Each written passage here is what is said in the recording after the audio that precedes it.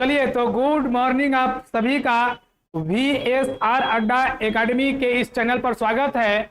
आप लोग के डिमांड पर, आप लोग के मांग पर हम लोग एकेडमिक के इस चैनल पर आज से क्लास शुरू करने जा रहे हैं।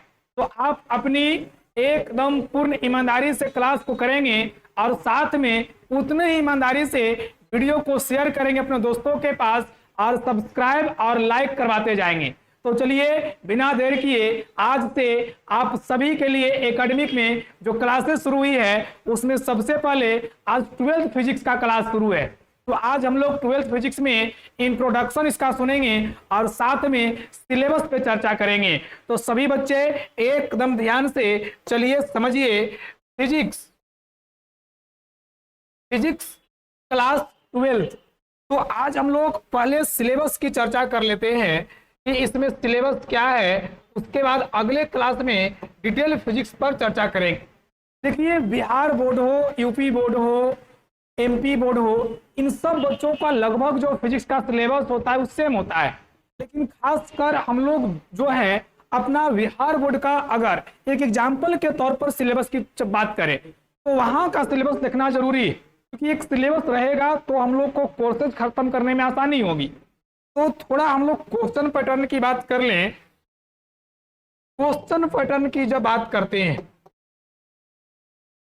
तो सभी बच्चे ध्यान रखेंगे कि फिजिक्स में टोटल 100 अंक का एग्जाम होना है। सिलेबस कितने अंक का होते हैं?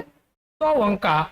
इस 100 में बच्चों लोग 70 जो मार्क्स हैं, 70 जो अंक हैं वह हम लोग का थ्योरी है और 30 मार्क्स बच्चों हम लोग का प्रैक्टिकल दिया जाता है।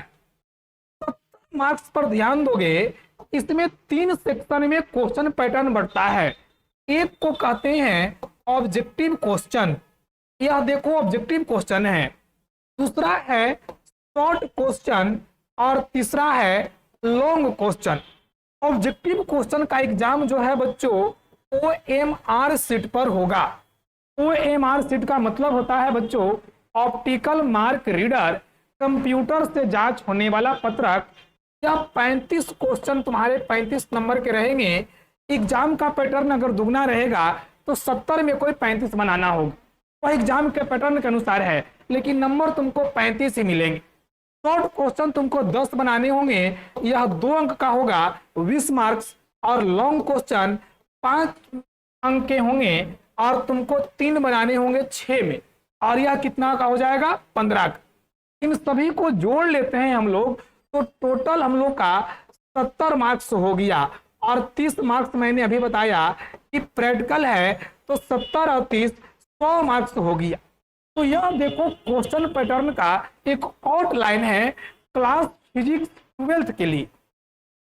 अब हम लोग इसमें विषय सिलेबस की चर्चा करें तो देखिए सिलेबस का जब चर्चा कर रहे हैं, सिलेबस की बात होती है तो सिलेबस में हम लोग पढ़ क्या रहे हैं? तो फिजिक्स पढ़ रहे हैं, और फिजिक्स क्या है जी? तो physics is a branch of science in which we study about natural event. इसमें हम लोग भौतिकी विज्ञान की वह शाखा है जिसके अंतर्गत प्राकृतिक घटनाएं और प्रकृति से संबंधित तथ्यों का अध्ययन करते हैं। और यही फिजिक्स की बात करें तो हम लोग का जो क्लास 12th का सिलेबस है उसमें 4 सेक्शन में सिलेबस को बांटा गया है। A, B, C, D 4 section में बांटा गया है बच्चों, जिसमें पहला सेक्शन है इलेक्ट्रोस्टैट। पहला सेक्शन का नाम है इलेक्ट्रोस्टैट। दूसरा सेक्शन का नाम है इलेक्ट्रिक करंट। दूसरा जो सेक्शन देख रहे हैं यह इलेक्ट्रिक करंट है। और तीसरा जो हम लोग सेक्शन देखेंगे तो हम लोग का तीसरा सेक्शन ऑप्टिक्स होगा। और चौथा देखेंगे यह हमारा मॉडर्न फिजिक्स होगा। यह देखिए फिजिक्स क्लास 12th, एकदम ध्यान रखना है, क्लास 12th फिजिक्स सिलेबस। और यहां से हम लोग जो चल रहे हैं क्लास 12th फिजिक्स सिलेबस ए में इलेक्ट्रोस्टेट, बी में इलेक्ट्रिक करंट, सी में ऑप्टिक्स और डी में मॉडर्न फिजिक्स।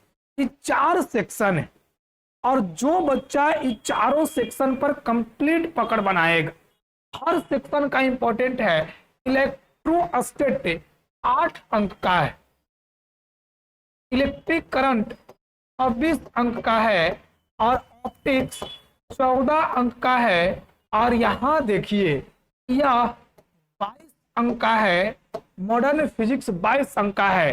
टोटल कर देंगे तो ये हमारा 70 अंक का होगा।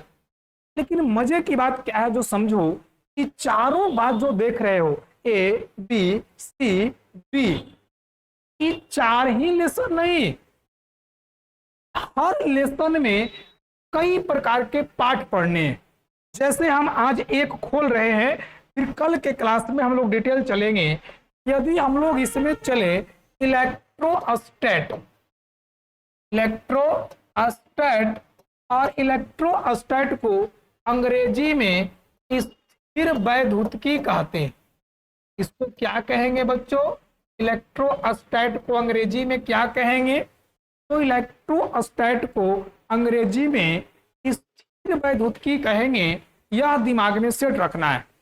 अब देखो क्लास लगभग कब शुरू हो गया सिलेबस, तो चलो शुरू ही कर देते हैं। हल्का आज लाइनअप समझा देते हैं, अगले दिन क्लास चलेंगे। इलेक्ट्रोस्टैट स्थिर वैद्युतिकी है क्या?